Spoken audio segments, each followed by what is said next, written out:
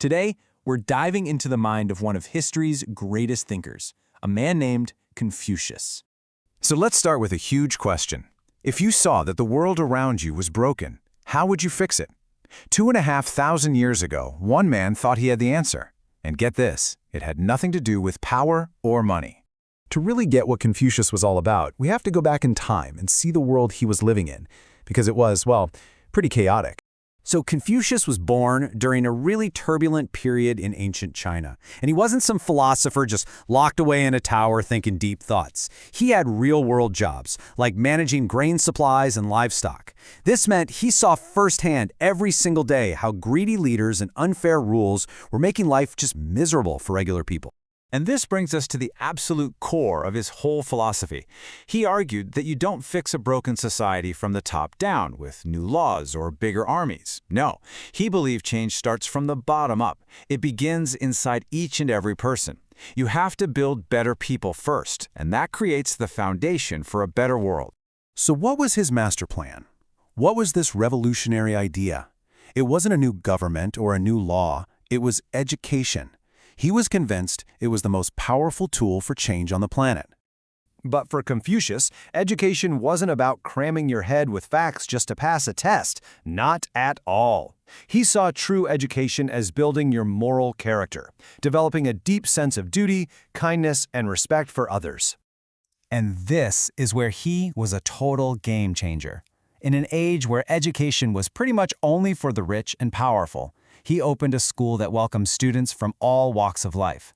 By making knowledge available to everyone, his goal was to train a whole new generation of leaders who would rule with fairness and wisdom, not just with force. Okay, so let's dive into his actual how-to guide. He basically created a toolkit for becoming a good person. The number one most important tool in this whole kit is something called Ren. You can think of it as the superpower of human kindness. It's not just about being nice, it's about having a deep, genuine compassion for other people that actually motivates you to act. And that leads us to probably his most famous idea ever, a version of the Golden Rule. It's so powerful because it's such a simple, practical way to put Ren into action in your daily life. Before you do anything, just stop and ask, hey, would I want someone to do this to me? It's like having a built-in moral compass.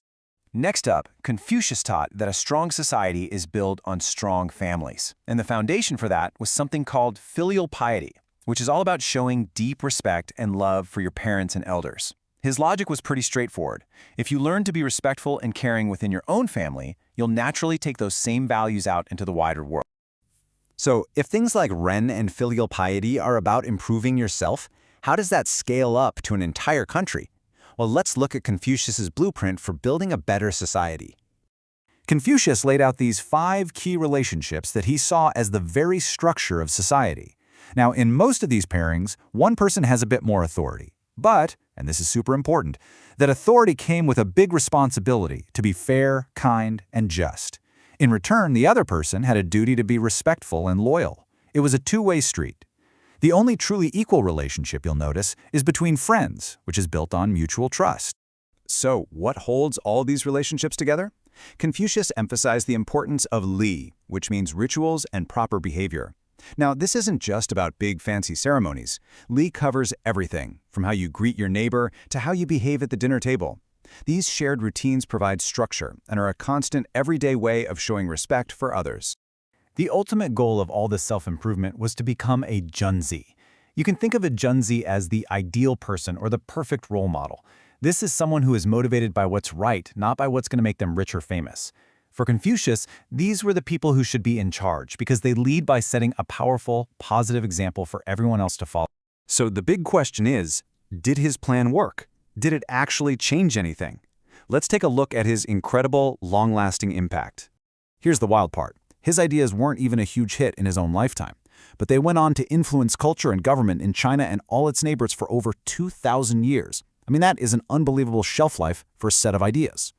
And the only reason we even know about all this today is that his students wrote down his conversations and lessons after he died. They gathered them all into a book called the Analects. And this book became so important that for centuries, you literally had to master it to pass the exams to get a government job in China.